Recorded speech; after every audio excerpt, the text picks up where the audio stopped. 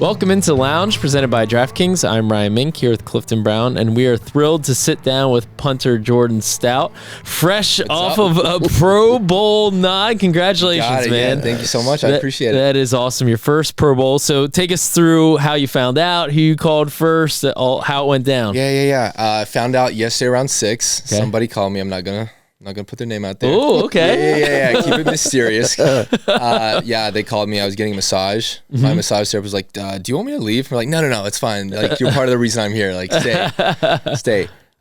So got the news. My fiance was right there with me. She found out with me. After that, we were like happy, smiling. Yeah. And then massage happened for another 30 minutes. Yeah. Kind of just like sat there and thought about it. Yeah. It's crazy feeling. I think this is the first time in my career that it's really sunk in like right away. Right. It's like high school, you want to make all state, and then you do it. And then you have another goal. And then you go to college and you want to be put on scholarship, and then you get put on scholarship, and then you get drafted, and then you want to make Pro Bowl. So like The realization. what's next? Yeah. Like this is the goal. Like this is like the peak of what I can do as an athlete. And it's just a crazy feeling that all that hard work's paid off. Yeah, that's really awesome. I guess the next is, a masterful punt goes out of bounds at the 1 in the Super Bowl, right? That's the next goal. Then I was saying like the main goal is like Super Bowl, of course. Yeah. Like I have individually, to do my job. right? Pro Bowl, correct. Like that's the pinnacle, right? Right. But That's awesome. Right after the massage, I called my family, of course. First off, my parents, my dad had just woken up from a nap. I said, I have some good news. And he said, Pro Bowl. I said, yeah, you're right. You got it. And then my mom, of course, threw her hands up in the air and was happy, crying. So it's really cool because without them, I wouldn't be here. Like back to what we were talking about prior to getting on air. I played soccer my whole childhood, and I played club, like I said. My dad drove me an hour and like 30 minutes every Tuesday, Wednesday, Thursday. Wow. Like while I was in elementary school, middle school. Nice. Up to part of high school. To play soccer. Yeah. And then also like when I started kicking, I had a coach in UVA. His name's Jimmy Howell. That's who I train with. Went to a UVA camp after my 9th grade year of high school. And he's like, I see potential in him. Like I would like to work with him. And he convinced my dad. And so we drove every other Sunday 5 hours. From where I'm from in Virginia to UVA. And he drove me every other Sunday, and I laid in the back and slept. Wow. I got 5 guys after every time. It was great. That's incredible. I have to arrange a pickup for my kid from basketball practice 5 minutes away from my house. So. Yeah. 5 hours, dang. Yeah, they sacrifice so much, and so I appreciate them, and to share that moment with them was really cool. That is very cool. So I quickly want to go back to a moment this season when we were talking after the Jets game when you had an awesome game. And you told me that Randy Brown has told you this season that if you do poorly, we're going to cut you. If you do okay, we'll re-sign you. And if you do too well, what's the future? This is a contract year for you. Pro Bowl year and a contract year. So what does this mean, Jordan, for the future here in Baltimore? With that being said, there's no place I would rather play than here. Like I want to play my whole career here. They're gonna have to pay me. I think that was the answer we all knew was happening. But I mean, like I said, I love it here. I really don't want to be anywhere else. Like, it's pretty cool. Yeah, that's about the extent of it. And I say, God, I don't want to get into it. I don't want to get into the logistics of it. Yeah. But playing the AFC North's hard. Yeah. And like toot my own horn a little bit, like having the numbers I had this year, and of course that's 50% me, that's 50% the punt team. Like Keandre Jackson, Keon Martin, Tylan Wallace, like Nick Moore, like delivering me seeds every single play. Like without those guys, like there's no chance that this could possibly happen. So for all those reasons you just talked about, we all kind of knew this was a make or break year for you. So you made it. What made it for you? Why did it come together this year? No, it's funny because as a punter, a lot of the time, you can't go into games with goals because like I might have 0 punts, I might have 10 punts. Like you're never gonna know. Right. And sometimes when the offense does worse, that means I'm in a better opportunity to have more field to play with. So it's real funny. It's like I don't want to punt. I don't want to be out on the field. I want the offense to score touchdowns. I want to go hold extra points. That's what I want. Mm-hmm. So like, you know, like creating goals in your head of like what you want to do is really difficult. Right. Take us through your off-season preparation and how you trained for this season, maybe differently than you did in years past. I started punting a little earlier. Yeah. AJ is a guy who always did that. He said, if you don't lose it, you don't have to get it back. Yeah. So in years past, you know, after my rookie year, I'm like, everyone told me to relax. Like, I don't have to punt right now. I can go enjoy time with family, go to the beach, just do what I want to do, decompress. I had a long year. Mm-hmm. After second year, I went, and I'm like, I want to get better. I want to like see what's going to make me better. So I did speed training for like 2 months. Mm-hmm.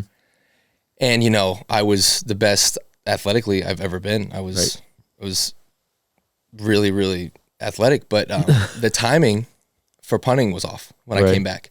So it took me like a full month to like figure out contact, like when I need to drop the ball with my leg swing because it was faster. Right. Stuff like that. And can you tell listeners, why did you want to do speed training? Like you wouldn't think of that obviously for a punter. Why do you want to get like faster? I said, it's hard to play in the AFC North, and I like hang time is king. Like how can I get better hang time without trying as hard? So like if I can make my 70% punt a ball that is 55 yards, like 5.0 plus hang time, then that would make my job a lot easier. But, you know, it doesn't always work out that way. And like I said, you never know what's going to happen on the field. Like I could be hitting pooch punts all year. And after my third year, primarily, I was hitting pooch punts. I punted from inside the 40s, snapped from inside the 40s. I think it was 48% of my punts. And this year I had 5 pooch punts. Wow. Right. So I was in that area of the field like 5 times. Right. Opposed to 48 or whatever percent of my punts being there in past years. And that's like part of it. It's like, it's circumstance. This year, like I was able to take advantage of the field position that was given to me. But, you know, like I said, I would have loved it if we scored all those touchdowns and I was holding for extra points instead. But I'm glad that I was able to take advantage of it. I'm glad the guys out on the field did a great job and helped make me look good. I'm glad I could help make them look good. So you said you did the speed training. That didn't really work out because your timing was all thrown off going into year That was going into 3, yep. That was going into 3. So now going into year 4, I know we talked about this before, but share with listeners and viewers about, you know, you went to the beach and how that impacted your game. Went to San Diego. Yeah. Nice. I started punting earlier. Yeah. That's the point I guess I should have gotten to a minute ago. Yeah. Started punting a little earlier. Punted a lot, played at the beach a lot, and I said play because like I'm an adult, but I still like to play in the water. and I think no matter how old you get, you still got to play. Yeah, and was this body surfing, boogie boarding? What are we doing here? Body surfing, Hell a little surfing. Nah, Don't tell the front office about that. They won't see this. I don't think that'll be a soundbite. We're all right. But yeah, just like enjoying myself. You know, I love San Diego, like the community.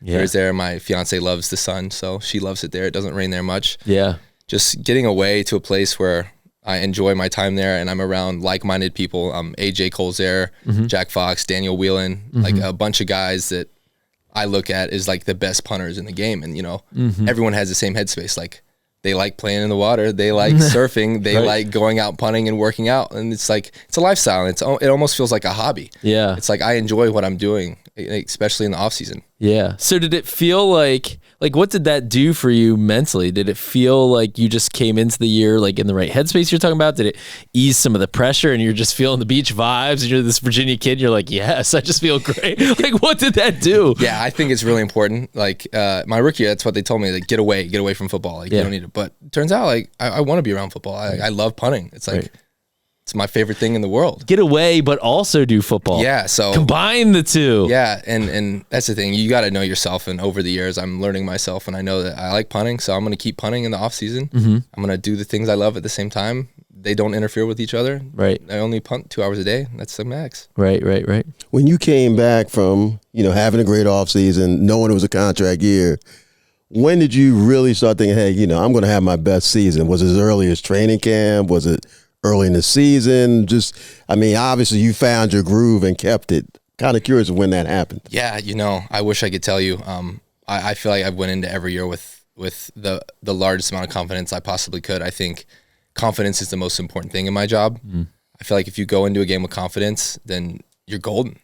So yeah.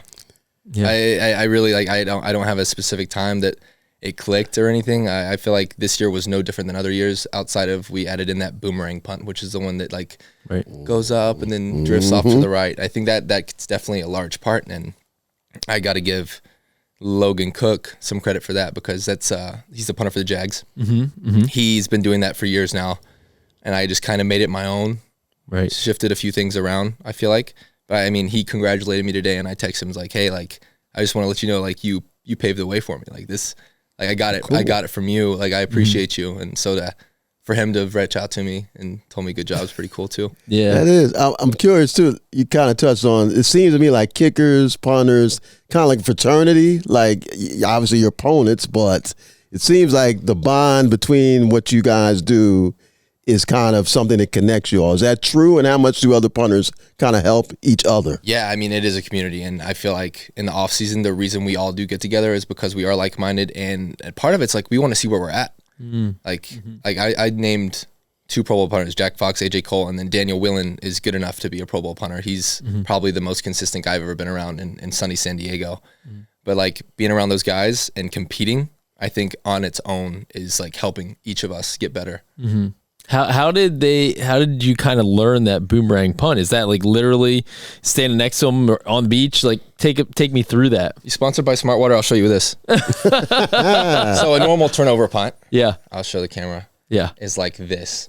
Okay. That's how you hold the football. Okay. All right. Here we go. We're getting a tutorial. It's like this right here. Yeah. And you want to make contact right like that. Okay. So then the ball comes off your foot and it spirals up and out. Yeah. So a boomerang is held this way.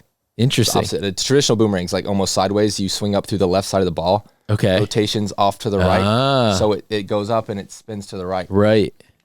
So I just I was like, it's like a 40-yard punt, normal boomerangs. Okay. I'm like, I want more than that. Okay. So I played around with like turning the ball more here. Yeah. And if you swing up through the middle of the ball, it's rough because there's mishits. And I've had mishits in the games, but the mishit is so hard to catch. And it's usually like they see it, they know I'm doing a boomerang. I'm lined up in the middle of the field, like the other team knows. A lot of the mishits go left. Boomerangs are supposed to go right. So there was probably like 7 or 8 punts this year, maybe 9, where I was lined up for a boomerang and I mishit it, but it went the opposite way, got on the ground and rolled forward. So wow, yeah, it's just one of those punts like. Randy Brown like gave me the go ahead to just go down the middle of the field, line up middle, just swing middle, swing hard. Yep. Hit the A ball. It's like 55 yards. Can't catch it. Yeah. Returner lets it hit and roll, and yeah.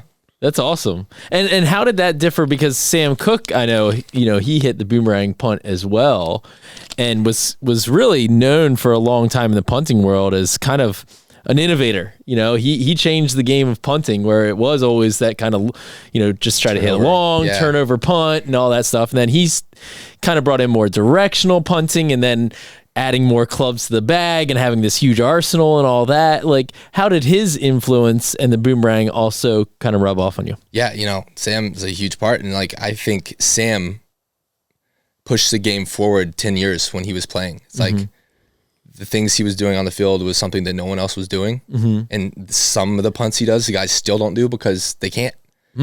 So, yeah, I mean, Sam has a huge part in it. And I'm sure Logan learned from Sam. So I should maybe be giving Sam credit. and it is the thing for me is like my rookie year, like I don't think anyone thought I was ready for all of that. Right. It's like hit a turnover. Focus on like 2 things that like you can get really good at. So that's what we did. We hit turnovers. We hit pooch punts, and pooch punts and end over and punt. You hit going in, want it to land inside the 10. Yeah. And then like it kind of what happened the last 3 years is the same thing. Like no one really introduced new punts to me. And then this past off season, I just started playing around with it a little bit. And it took months, and it's because like I didn't have a book that told me what I need to do. I kind of had to figure it out myself because I don't think anyone's ever hit the boomerang like I am, and I'm not trying to toot my own horn. It's just like something that I found out through trial and error, like for months. And then when I finally did it and it finally clicked, I'm like, oh, this could be this could be like the difference. I could do this year what Sam Cook did his whole career, where he changes the game. And that's what I told Randy at the beginning of the year. I'm like, I want to find a way where I can change the game. Like, I want to push the game forward. Like, I want to create new punts. And it's kind of what happened. Kind of not, because the boomerang has been around, but like you change it. There's a variation to it. So yeah. Right. That's cool. So may I ask, is there more in the arsenal to come? And do you already have thoughts in mind about what else is next for you? Yeah, I refuse to believe that there aren't more punts to come. Do I have any idea what they're going to be right now? Absolutely not. But that's what the off season's for. And I promise you, maybe not next year, maybe not the year after that, but there will be more punts that like either I create or someone else creates that I get good at, and it'll be a weapon. Yeah. I'm interested in, we talk about Sam and you, and like, I look at you two guys and you're like so different from each other, right? I mean, like, Sam was this guy who like did not have a really big leg. He's super serious. He probably was telling dad jokes when he was 20 years old. Because he was a dad when he was 20 years old. His oldest son is older than me. There you go. Yeah. So, right, yeah. Wow. Then he had the license to use the dad jokes at 20. And then you're this kid who comes in with like this big leg and the long hair, and you're smiling all the time, and you're super outgoing. Like Sam would just like in a joking way like grumble and be like, "Nah, I'm not talking to you, Mink." You know what I mean? That was Sam's way. That when he was a player, he was very stern and very serious. He's very serious about his craft. Degree, but that's what made him great. Exactly. And everyone's different. Right, exactly. And it's worked for both of you. Yeah. So like, how did that marriage work? And like, I don't know. And following in his footsteps after he punted here for 16 seasons, and he's a legend around here. Like, following that, being so different. I don't know. Just how did that all work for you? Yeah. It's something I try not to think about much, of course. Like, him being a coach here was such a blessing. Like, having him like give me just mental cues, if anything, because he wasn't super hands-on with punting. That was mainly Randy's job. Yeah. But, and it's all about verbiage. And it's like Sam was telling me something my rookie year over and over again. He said, get the ball out, get the ball out, get the ball out. To me, get the ball out was get it out farther. Oh. Like where but you're what holding he meant was get the ball outside of my quad.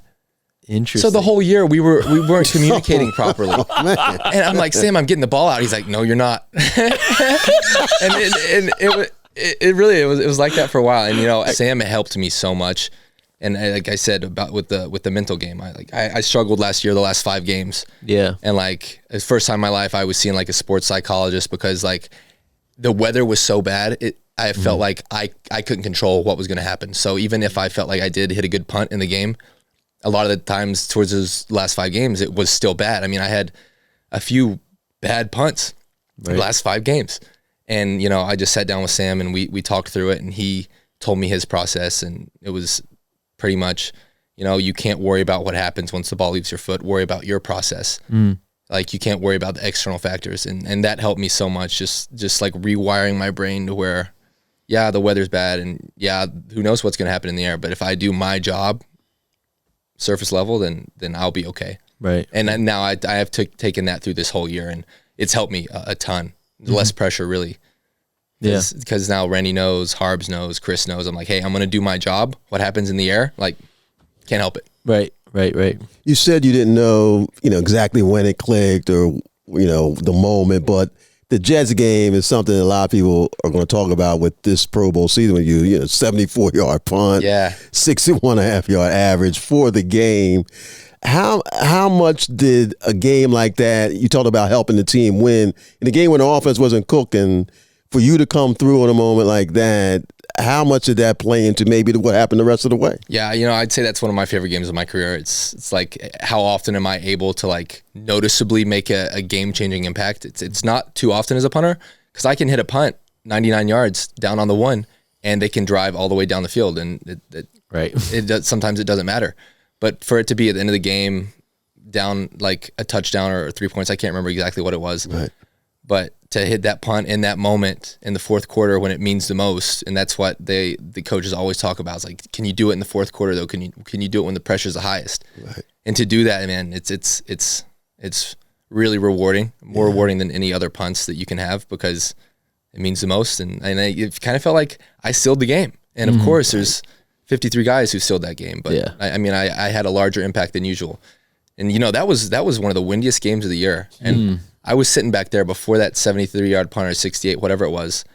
And I was like, oh, no, this could be bad. And I try not to get in that negative headspace much, but it was so windy back there in the end zone where I was punting that I was like, contemplating looking over the sideline, like, go for it. And then, sometimes I say it's God. It's like I hit the ball, it gets up in the air. It's like there's no wind at all, and there's a wind pocket up top right at my back. Just catches it, and it looked like it went forever. Like it didn't feel any different off my foot than any normal like 45-yard, 55-yard turnover. But wow. But it just sailed, and it happened twice that game. Right. That's awesome. And that was like a huge ovation from the crowd. It's not often that you see the punter get the ovation in the stadium. That was cool. Yeah, it is. It's so cool. And I said after, like, I lost control of my body. I just threw my arms out and started yelling because it's just like an out of body experience. Like everyone was on their feet yelling for the punter. Like that doesn't happen. So it's cool. To me, like I feel like watching you so far in your career, like you talk about the confidence of punting. And for me, it felt like sometimes you like cared so much about it. And sometimes it felt like the mental side of the game, like you were thinking so much about it. Right. Yeah. And correct me if I'm wrong or stop me, but it felt like sometimes the mishits like felt like, oh man, he's in his head. Like you felt that pressure. Yeah. Because there is a ton of pressure. When you're the punter and everybody's looking at you, it's like a kicker, same way on a field goal attempt. Like it's a lot of pressure. Yeah. And it felt like this year, maybe because of the off season, maybe it's because, you got off to a good start and you hit some great punts and things were going well and it felt like momentum was picking up, that pressure just kind of, and you were just like playing your game. Yeah. Is that an accurate description, or how would you describe it? Yeah. Sometimes you get overwhelmed on the field, and I feel like that is because I care so much. Like genuinely, like my why is I want to provide for my future family, and I want to be the best punter to ever play the game. Like plain and simple. So like the stress of that I put on myself is rough at times. And the boomerang, like I said, it's a great bailout punt. You just hold it out there and you just swing as hard as you can. And then they get, like I said, like if it goes left, great. If it goes right, great. If it goes middle, great. Because they're not going to catch it. They're going to have a hard time catching it. Right. So I think testament to the boomerang a little bit. It did, like, it eased up the stress. There wasn't really any expectation for it. You didn't have to be so pinpoint, like directional punting. It has to be on that yard line. Yeah, because it's like, as they should, but like they hold me to such a high standard. Like they want the ball turnover outside the numbers, or not even that, on the red line or out of bounds. Right. And again, AFC North, it's windy. Right. If I hit a perfect ball, like right to the out of bounds mark, if something happens up top where the wind catches it and it pushes it out of bounds, and it's a 20-yard shank, that could be a perfectly hit ball. Right. So it's like stuff like that. It's tough, but I mean, they know how good I can be, and that's why they put that. That's why the expectation's so high. Right. And it's finally paid off this year, and the boomerang helped with that. That's awesome. You've mentioned the AFC North a couple of times and punting in it. Do you think that has made you a better punter, punting in the conditions that you have to punt in? And do you think that maybe, there's some punters, if they had to do it, wouldn't be able to handle it as well as some of the guys who had to do it? Yeah, I feel like I can't really speak on if anyone else could or couldn't do it. It's not my place to say.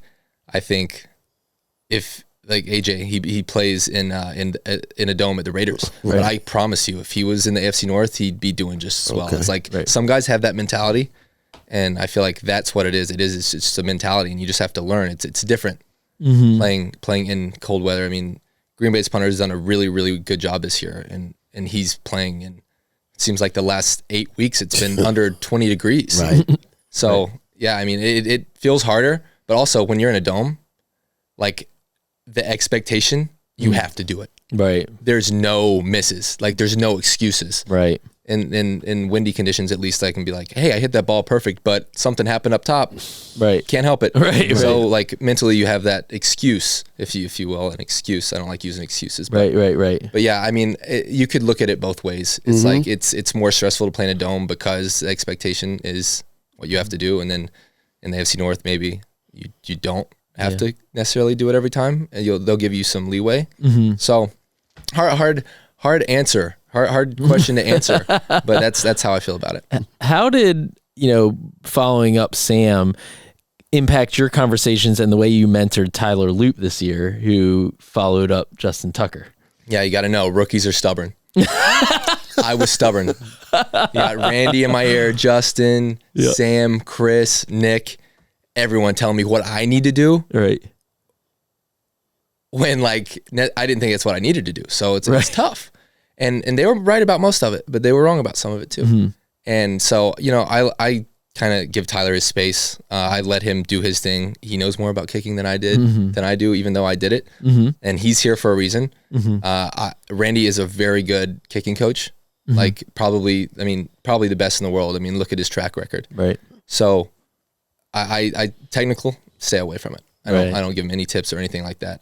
But the mental side of the game, of course, when he has questions, when he wants information, I always am the first one to be like, yeah, man, this is how I feel about it. This is my experiences.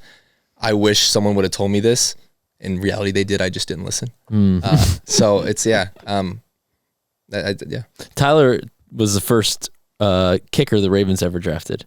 You were a 4th round pick here, which did come with those expectations. You talk about high expectations from coaches and all that about where they want that punt. I mean, expectations were high from the moment you were drafted, being a 4th round pick here. Sure. How much did that impact you early in your career here? I'd love to say I didn't think about it, but and maybe I didn't, but it was always in the back of my head, I guess. It is. It's like you're 4th round draft pick. You're the highest drafted punter since Brian Anger in 2009, 2011, whatever it was. Right. Like, you're going to be perfect, right? Right. Like, you're not going to mess up. Like, you can't. You're 4th rounder. Right. So, right. I can certainly understand how that would go through your head. It's not like coming in as an undrafted guy who, there are no expectations. And when you do well, it's like, oh, wow. Yeah. He's good. Right. For me, it was like, when I did well, it's like, okay, you did it. Like, that's what you were supposed to do. Right. So, first 3 years, it's kind of how it felt. This year, it's like, just a little different. Yeah. Well, and now making the Pro Bowl, I mean, is there a feeling, does your head go to any space of like, all right, I justified it. 4th round, I'm a Pro Bowl punter now. Yeah. I mean, like I said, this just feels like it hit me instantly. It's like, as soon as I got the information, I'm like, wow, I did it. Right. And I look back to all the hard work and all the down times, all the bad punts, all the good punts. It's like, it was all for a reason. It all happened to put me here so I could be on your podcast. And you guys, this is what I've been working for. So take us back a little bit to your youth. You were saying before we started taping that you were a soccer player growing up, and you grew up in, let me get this, Honecker? Yeah, it's actually Honecker. I understand why people wouldn't want to say that because it sounds crazy. But like everyone, when we were growing up, they would call it Honecker. Right. On the news, we're like, that's not what it's called. Yeah. Why are they saying it like that? Tiny town. I would like to talk about my hometown a little bit. Yeah. Heath Miller went there. Okay. First off, Steelers tight end. Tight end, went to UVA. Played for 11 years in the league. Other than him, I'm the only other person ever out of that high school to even play Division I football. Oh, wow. So it's just me and him. Wow. It's a very small town in southwestern Virginia, kind of border close to Tennessee, West Virginia, North Carolina area. Yep. Really is. It's the boonies. It's the middle of nowhere. That's why my dad had to drive me an hour and a half to go to a soccer practice because we didn't really have soccer there. Right. Wow. Yeah. We did high school youth, but it's like if I wanted to play at a high level in the future, we had to go elsewhere to where the talent's higher. Right. But, it's an amazing little town.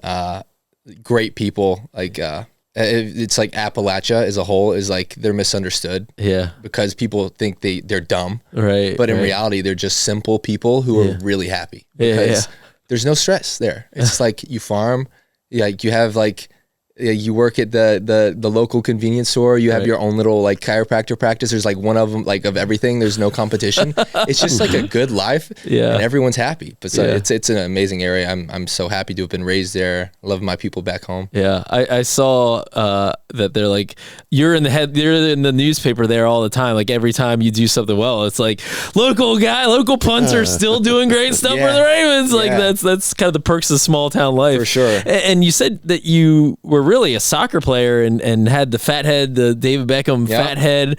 And so how did you come to be a football player when you were so invested in soccer as a kid? Yeah, so like I said, I had Osgood Schlatter in my knees. It's where I grew too fast from, what was it? I said ninth grade, the beginning of my ninth grade year. I was started at 5'5", and then I ended up at 6'3" at the end of that summer, that next summer after the school year. Wow. So I was having knee issues. So I was out at soccer practice at the high school, ninth grade year. The quarterback, who's a stud, he's the coolest guy in the school. You know, he comes up, he's like, "Hey man, can you hit me a field goal?" I'm like, "Yeah, of course." I'm a little ninth grader. This is a quarterback talking to me right now. And so I hit a field goal. I think it was like 40-yard field goal off the ground. First time I'd ever even tried. Yeah. He's like, "I would like you to play for us next year." I'm like, all right, sure. And then after that, you know, my dad, very hands-on with sports my entire life. I told him, or he was probably at the practice and probably heard it. He's like, "All right, do you want to do it, bud? Do you want to try it?" I'm like, "Yeah." He's like, "All right, well, let's find you someone that can train you." And that's where we ended up going to that camp. Yeah. My ninth grade year at UVA. And at the time I was still 5'5".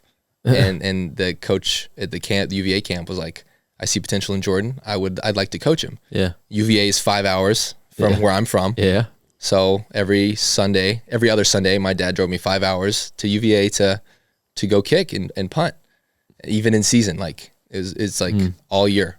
That's crazy. So got to give a lot of credit to Pops for that one. Right. And the punting coach just seeing you shoot up, you're like 2 inches taller every time you see him. He's like, "What? Is this the same kid?" Yeah, right. It did. It definitely helped. The taller I got, the more he's like, "Oh, this kid could actually do it." Right. Because like punting is about leverage. And honestly, when I first started, it was like I was a kicker.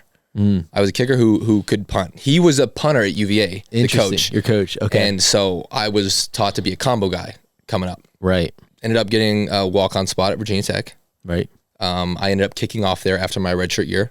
Okay. I'm like, that's not enough.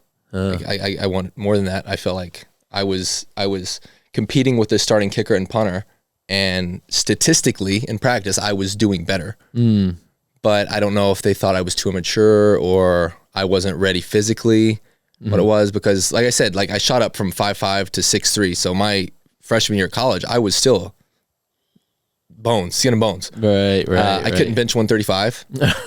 So I felt like Virginia Tech was like a hard-nosed, like lunch pail defense, gritty team who like really respected guys who were like physical and big and mean and tough. Yeah. And you know me. You know my personality. You're like, this isn't a fit. I'm taller now. I'm more muscular now. But like early on, like I couldn't gain that respect. So you know, there was one meeting where I met with the special teams coordinator after. It was in the off season. It was after spring game. I went, what was it, 2 for 2 on field goals, and the starter went 1 for 3. And after that, there was a press conference. They said that the other kicker was still their guy. So I went to my special teams coordinator. I'm like, "Hey, I want more for myself. I can do this. Like, I want to be the guy. Like, I've proved it time and time again."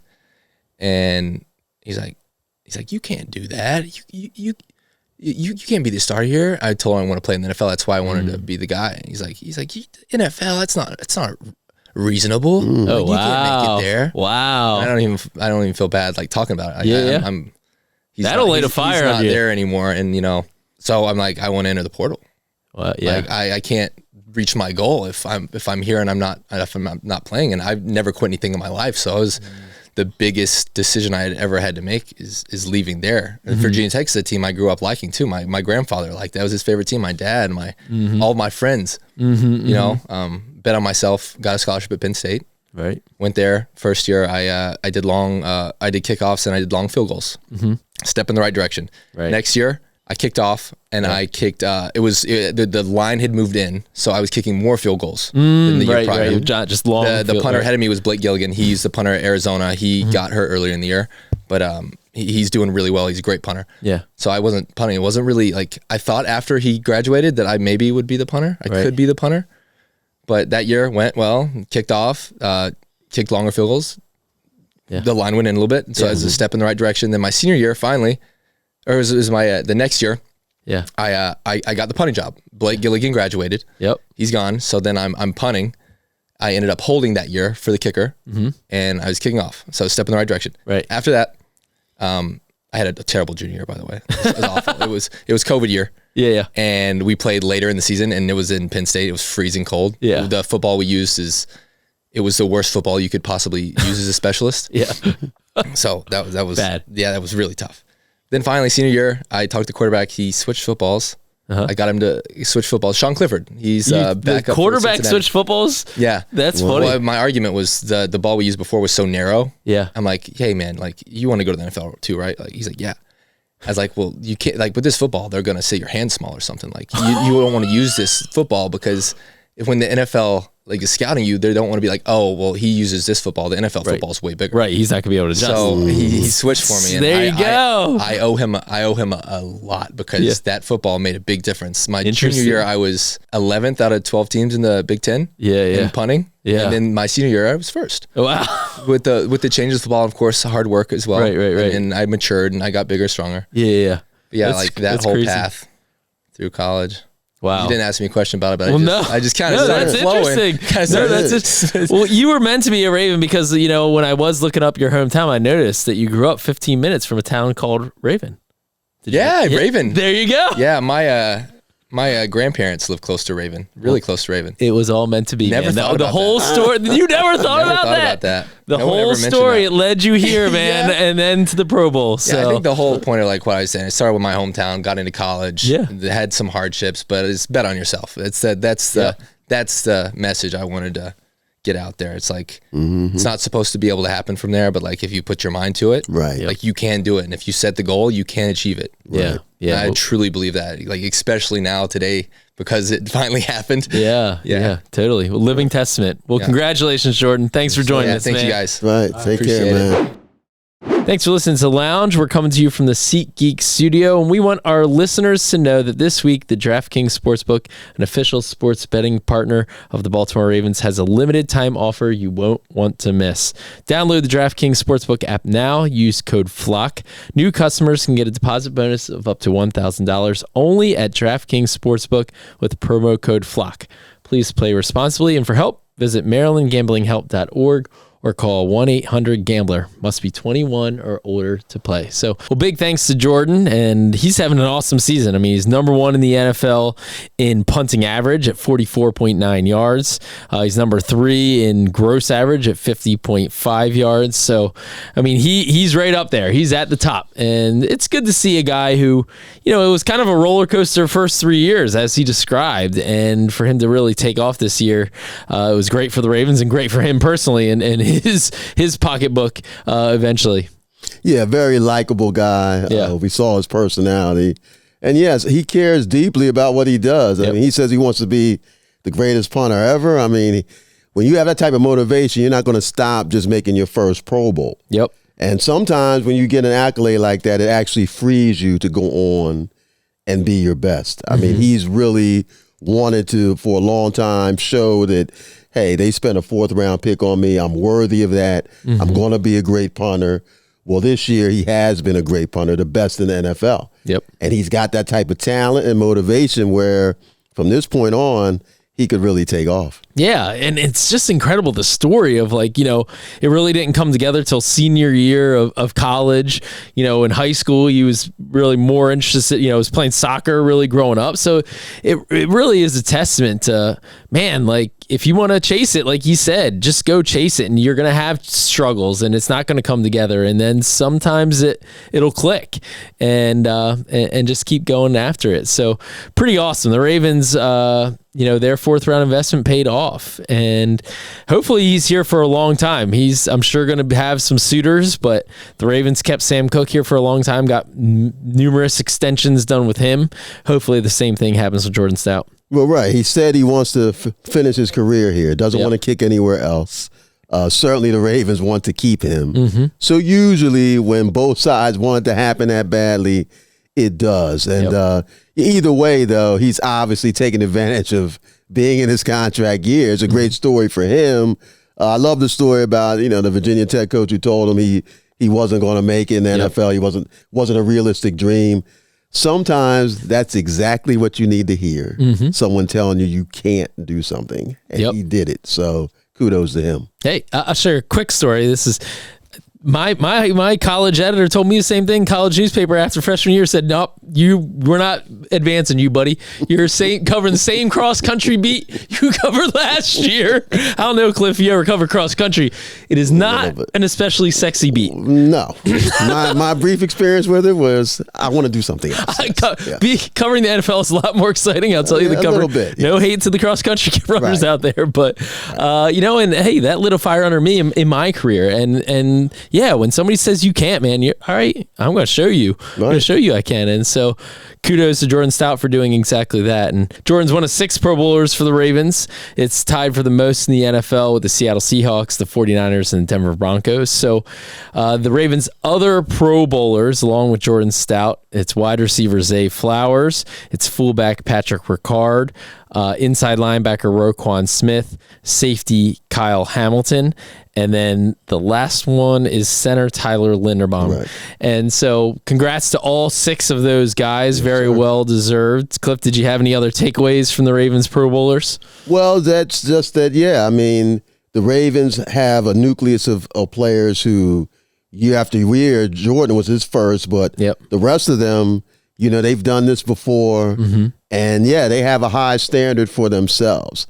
And, yeah, it's just part of a nucleus of Ravens that, are keeping them, I think, for years to come in that kind of Ravens culture of you look at the Ravens roster of Pro Bowlers from their inception, we've got Hall of Famers, got people at every position. Mm-hmm. So, yeah, I mean, again, even though, let's face it, the Ravens haven't had the kind of season that they've wanted, they've definitely had some players who've excelled. Yeah, I think that's kind of the thing. You love to see it. You love it for those guys.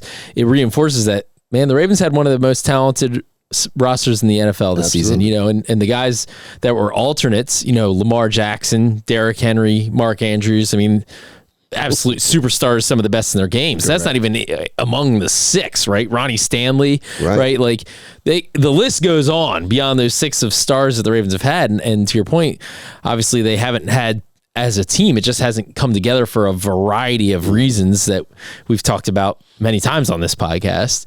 So it's a little bit of, you're like, man, all those other teams that had 6 Pro Bowlers go into the playoffs, the Ravens are on the brink. Mm-hmm. And it's not over. Maybe they still get in, but it kind of does reinforce this was a very good team. And it's kind of just a shame that it didn't come all together as much as they hoped. Mm-hmm. Maybe it still will if they get into the playoffs. You never know. I mean, at this point, try and win obviously Saturday and then see what happens. But certainly, again, that nucleus of talent, as long as it keeps coming in. Well, and it's young. I mean, you look at all those guys, Roquan and Ricard are really the only kind of 30-year-old, they're vets, right? But those other guys are all very young players, and the Ravens are going to have some contract decisions on some of them. Jordan Stout. I mean, you have Tyler Linderbaum's in a contract year.